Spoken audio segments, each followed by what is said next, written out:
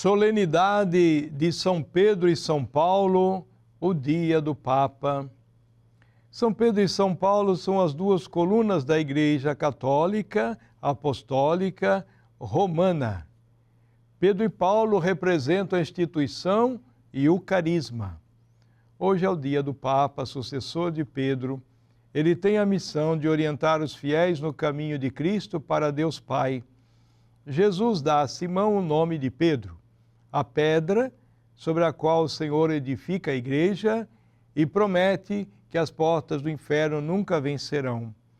Pedro, libertado da prisão, recebe o poder das chaves como administrador da casa, como pastor da igreja que serve o reino de Deus. Pedro guia os 12 na missão de evangelizar, com o poder de ligar e de desligar, e a missão de responder pela fé de seus irmãos. Paulo, de perseguidor, se torna apóstolo de Cristo, chamado no caminho de Damasco para ser testemunha do ressuscitado até os confins da terra. Ele coroa sua missão ao doar a vida como oferta agradável a Deus, dizem suas cartas a Timóteo, escritas na prisão de Roma, a capital do mundo e trampolim para espalhar o Evangelho pelo mundo afora. No Evangelho, Jesus faz duas perguntas. Quem as pessoas dizem que é o Filho do Homem? E vós, quem dizeis que eu sou? Uma traz a opinião pública com suas ideias sobre Jesus. A outra é a posição dos próprios discípulos, na voz de Pedro: tu és o Messias, o Filho de Deus vivo.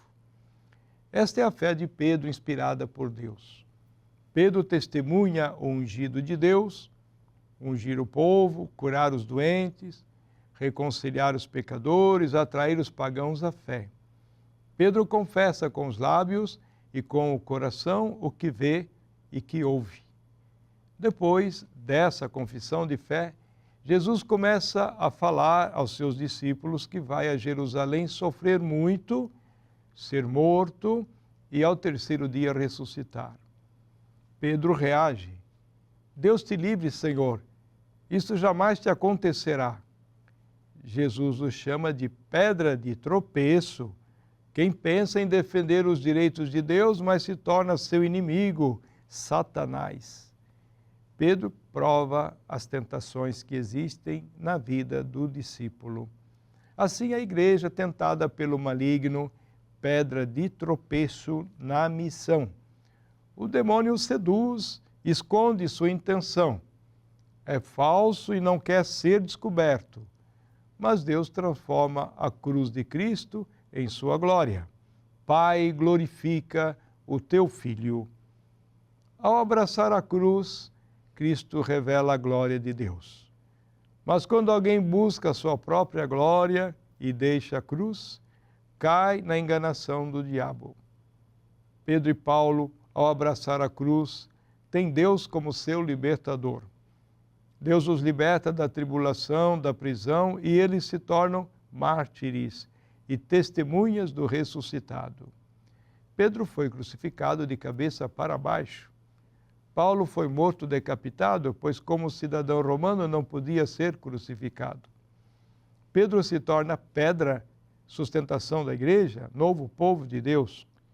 Jesus sabia que Pedro, por mais fiel que fosse, era criatura fraca. Por isso, Cristo assume todo o peso e solidez da construção. A igreja sem Cristo não se sustenta. Suas chaves abrem, fecham e garantem o poder de administrar.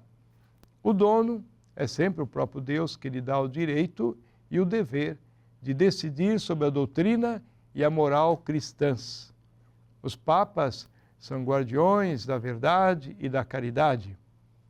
Rezemos pelo Papa Francisco para que seja fiel à sua missão de cuidar e guiar da Igreja de Cristo.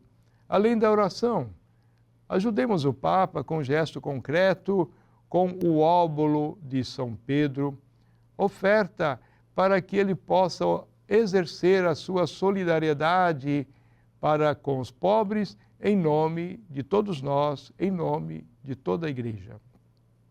Deus abençoe todos os que nos acompanham, em nome do Pai e do Filho e do Espírito Santo. Amém.